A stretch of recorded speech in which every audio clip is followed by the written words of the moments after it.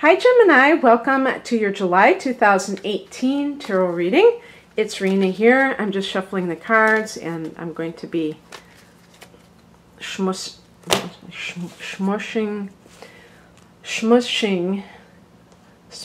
them out so that, you know, I can, whatever. That's my form of shuffling. What can I say?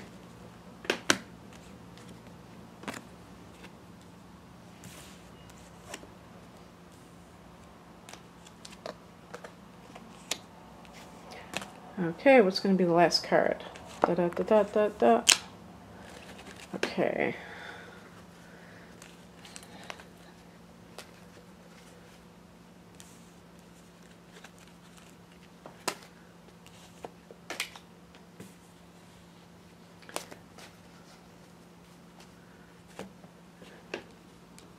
The heart of the matter is the Seven of Swords. Now, your Swords being a Gemini air sign.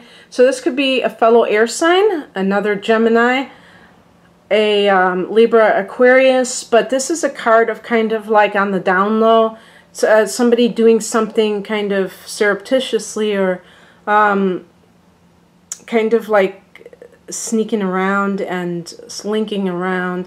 Sometimes it's just like you're going your own way and you're very independent at this time. But it can be like physical theft or intellectual theft even. I would think especially intellectual theft. But also infidelity. And so there's like kind of a sketchy vibe to that sometimes. And let's look at the base card or the foundation card. We have the star card. This is attached to Aquarius. And this is a card of, we are going to have a lunar eclipse in Aquarius, so I don't know if this is a timing situation, and maybe this this whole reading is going to be based on something closer to the end of July. But Aquarius, if this is somebody that you have met, you may have you may be deciding to see them in kind of a secretive manner for some reason. Maybe they are married, or maybe maybe you're married. But the other thing too is that we have here in the challenge position, unless this is your partner being a Pisces. If this is just somebody else, this could be a facet of you that you were naive about something, in denial about something, and allowed this this person to do what they were doing. And the reason I think it's in the challenge position is that, and this is just my personal belief, that if you are involved in a marriage and you look the other way and somebody's cheating, then you are pretty much endorsing their behavior, because you're not confronting them about it. You're kind of letting them get away with it. It can be too that you have a relative, maybe even a child, who has a drug addiction and they are stealing from you. Pages can indicate children, and even though when you think of children you think of like 5-year-olds or 10-year-olds, they can just be young people, so they may be in their 20s even. But someone who is a relative, if not not your child, maybe a nephew or a niece, and this person, they may have an addiction that they're needing to fund the, with the proceeds of selling things that they're stealing from people that they know. But there's also, this person may be emotionally troubled, and they're very, very sensitive. And so it's almost like some people are like too sensitive for this world, where they're like everything, they feel the suffering of others. So a lot of times we kind of demonize people with addictions, not knowing that sometimes they're trying to numb their feelings because they are so compassionate and sensitive that they can't bear it, and they almost have to numb themselves out in order to function. Obviously, they can be taught how to cope, but it's not something that people necessarily know on their own. So that's why I'm saying is that some people might be surprised that I'm giving that possibility for this interpretation, but it happens, you know, that people do that, and it sounds horrible about stealing from your relatives, but that's what you do when you're desperate. And actually, the Star card could be like renewed hope. I was seeing, when I was looking at this, it looked like the star was like twinkling. So let me know if you saw the star twinkling, because it looked like it was doing it on its own. Someone said they saw like a face in that pyramid, but I think it's the, I thought it was like a demon or reptilian, but I think it's I think it's just the tablecloth being reflected in there. But anyway, a demon in my pyramid. But the Star card is a card of like healing and hope. So maybe this is something that you have been dealing with and trying to cope, and now it's getting better. So that could certainly be the case. And maybe they're getting help. And that's what the Star card represents, is that they're starting to heal. And you're putting two and two together about what the problem was. Maybe you were told that they were the ones who were doing it, and you just knew that things were missing from your house. But this could be like a person that you have met, someone new, and it's taking your mind off of a marriage where your partner is committing infidelity. The higher message is the Death card, and this is basically saying it's over. If you're in a relationship, it's over. And I'm talking about like a marriage, a committed partnership.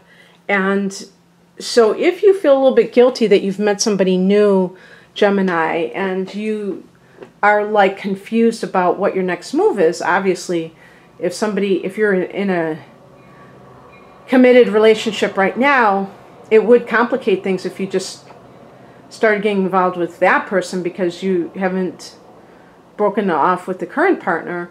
But you may still harbor hope that the relationship is going to last.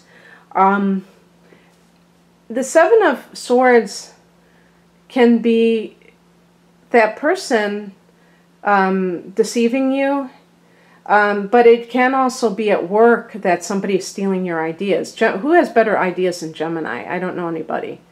Geminis are witty. They are, they're very clever. You might be in advertising. That's the place that they really steal ideas. Like, a jingle, I say jingo, a jingle, or some kind of like a buzzword. And yeah, so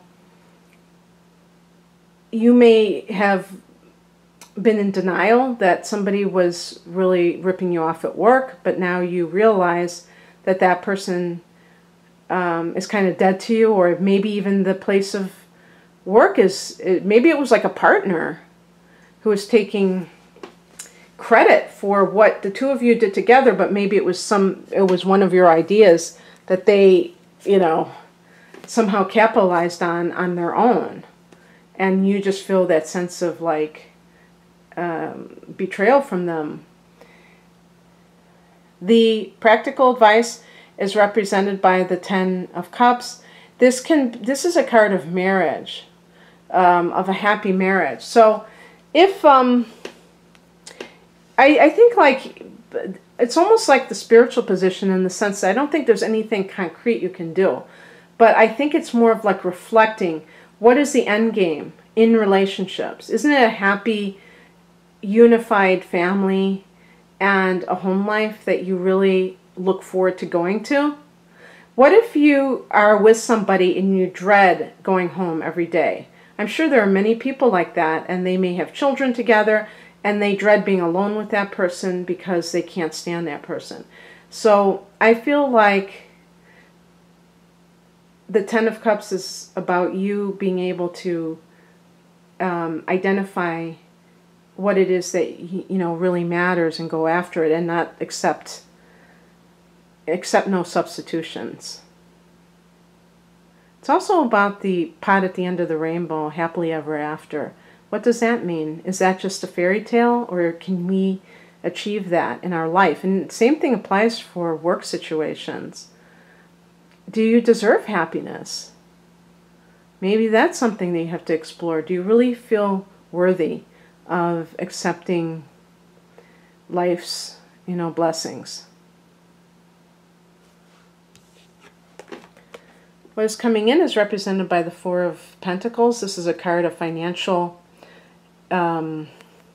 security. Could indicate an uptick in money, or at least that you have, a good material security for yourself. You are handling your money very well, and you have money to handle, and that's good. So if if there's some reason that you have to leave a relationship or leave a job, you don't have that as a worry right now. You're able to pay your bills, and you're able to stay afloat.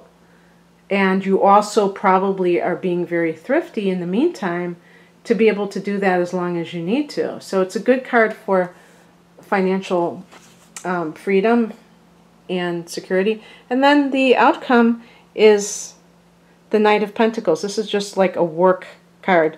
Nose to the grindstone, working away. What does that mean? Well, it could mean that you have some kind of a new job that you are, maybe that's why the Star card showed up, is that your faith is renewed in life because you have some kind of a new offer or situation that makes you feel like you're going to be able to do what you want to do, but you don't have to deal with people who are stealing your ideas, being underhanded, and things like that.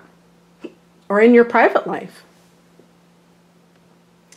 That, the Knight of Pentacles could even be a person that you meet who's a very reliable person. The Knight of Pentacles is actually connected to Taurus. So whether it's a Taurus or a Capricorn or a Virgo person, maybe Virgo because that's one of your mutable signs that you might be attracted to. Both of you are ruled by Mercury, so I could see you having long discussions.